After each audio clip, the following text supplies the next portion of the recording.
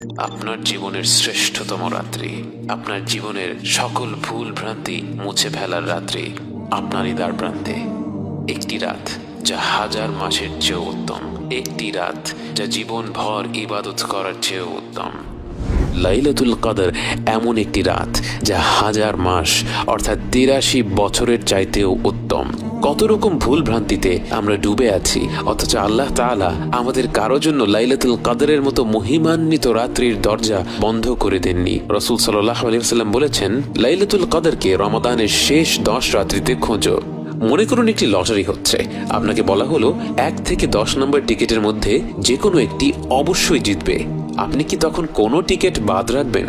টিকিটের দাম যতই হোক না কেন, লটারি জেতার পুরস্কার তার থেকে লক্ষ গুণে বেশি। তাই এই বিরাট পুরস্কারের কথা চিন্তা করে আপনি 10টি টিকিটই কিন্তু কিনে ফেলবেন।